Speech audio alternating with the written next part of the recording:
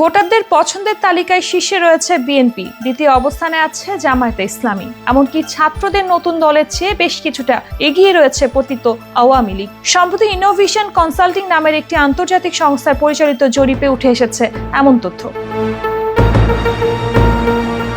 জরিপে জাতীয় নির্বাচনে কোন দলকে ভোট দেবেন এমন প্রশ্নের জবাবে মত প্রকাশ করেছেন 65% ভোটার, যার মধ্যে 42% বিএনপিকে সমর্থন করেছেন। 32% মত দিয়েছেন বাংলাদেশ জামায়াতে ইসলামীর পক্ষে, আর আওয়ামী লীগের পক্ষে পেয়েছেন 14% ভোটারের সমর্থন। তবে তরুণদের নতুন রাজনৈতিক দল এখন পর্যন্ত মাত্র 5% ভোটারের সমর্থন আদায় করতে পেরেছেন।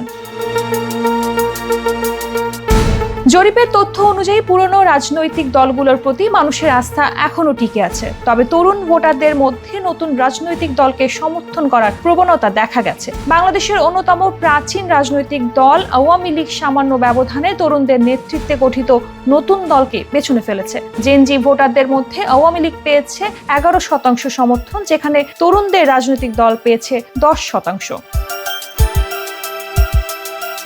জরিপের বয়সভিত্তিক বিশ্লেষণে দেখা গেছে বয়স্ক ভোটারদের মধ্যে বিএনপি তাদের জনপ্রিয়তা ধরে রেখেছে। জেনারেশন এক্স ও বুমার প্রজন্মের 47% ভোটার বিএনপিকে সমর্থন করেছেন। অন্যদিকে জামায়াতে ইসলামী যুদ্ধ পরবর্তী প্রজন্মের মধ্যে 35% জনপ্রিয়তা অর্জন করেছে। আশ্চর্যজনকভাবে দলটি জেনারেশন জি এ 34% ভোটারের সমর্থন পেয়েছে।